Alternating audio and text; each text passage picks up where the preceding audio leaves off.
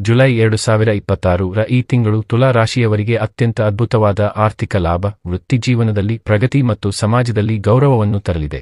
ವೀಕ್ಷಕರಿಗೆ channel subscribe ಮಾಡಲು ಮತ್ತು ಕಾಮೆಂಟ್ ಬಾಕ್ಸ್ನಲ್ಲಿ ಹರ ಹರ ಮಹಾದೇವ್ ಎಂದು ಬರೆಯಲು ವಿನಂತಿಸುವ ಸಾಲುಗಳನ್ನು ಸೇರಿಸಿ ಸಿದ್ಧಪಡಿಸಲಾದ ಕನ್ನಡ ಭಾಷಣದ ಪ್ರತಿ ಇಲ್ಲಿದೆ.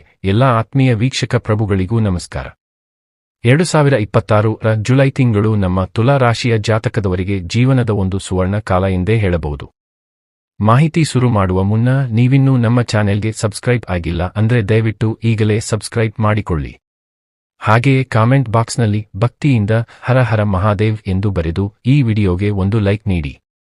ಈ ತಿಂಗಳು ಬ್ರಹ್ಮಾಂಡದ ದಿವ್ಯ ಶಕ್ತಿಗಳು ನಿಮ್ಮ ಪರವಾಗಿ ಕೆಲಸ ಮಾಡುತ್ತಿವೆ. ಏಕೆಂದರೆ ನಿಮ್ಮ ರಾಶಿಯ 10ನೇ ಮನೆಯಲ್ಲಿ ದೇವಗುರು ಬೃಹಸ್ಪತಿಯು ಹಂಸ, ಮಹಾಪುರುಷ ರಾಜಯೋಗ ಮತ್ತು ಗಜಕೇಸರಿ ರಾಜಯೋಗಗಳನ್ನು ಸೃಷ್ಟಿಸುತ್ತಿದ್ದಾನೆ. ಈ ಅದ್ಭುತ ಯೋಗಗಳ ಪ್ರಭಾವದಿಂದಾಗಿ ನಿಮ್ಮ ವೃತ್ತಿಜೀವನ, ವ್ಯಾಪಾರ ಮತ್ತು ಸಾಮಾಜಿಕ ಗೌರವವು ಒಂದು ಅತ್ಯುನ್ನತ ಮಟ್ಟಕ್ಕೆ ತಲುಪಲಿದೆ. ಉದ್ಯೋಗಸ್ಥರಿಗೆ ಹಠಾತ್ ಪದೋನ್ನತಿ, ಸಂಬಳ ಹೆಚ್ಚಳ ಮತ್ತು ಉನ್ನತಾಧಿಕಾರಿಗಳಿಂದ ಅಪಾರ ಪ್ರಶಂಸೆ ಸಿಗುವ ಬಲವಾದ ಯೋಗಗಳಿವೆ. ಕಳೆದ ಹಲವು ದಿನಗಳಿಂದ ನೆನೆಗುದಿಗೆ ಬಿದ್ದಿದ್ದ ಕೆಲಸಗಳು ಹಾಗೂ ನೆನೆಗುದಿಗೆ ಬಿದ್ದಿದ್ದ ಫೈಲ್ಗಳು ಸುಲಭವಾಗಿ ಪೂರ್ಣಗೊಂಡು ಸಮಾಜದಲ್ಲಿ ನಿಮ್ಮ ಕೀರ್ತಿ ಹೆಚ್ಚಾಗಲಿದೆ.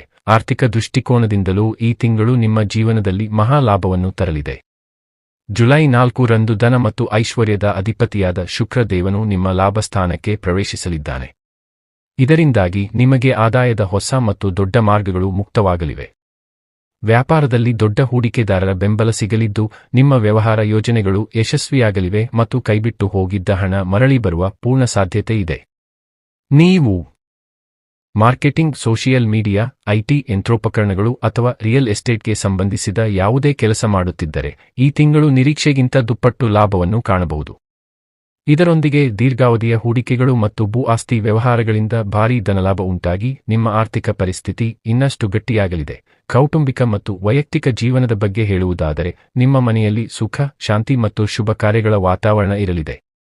ನಿಮ್ಮ ಹಳೆಯ ಸ್ನೇಹಿತರು ಮತ್ತು ಪ್ರಭಾವಿ ವ್ಯಕ್ತಿಗಳ ಸಂಪರ್ಕದಿಂದ ನಿಮಗೆ ದೊಡ್ಡ ಮಟ್ಟದ ಸಹಾಯ ಸಿಗಲಿದ್ದು ಇದು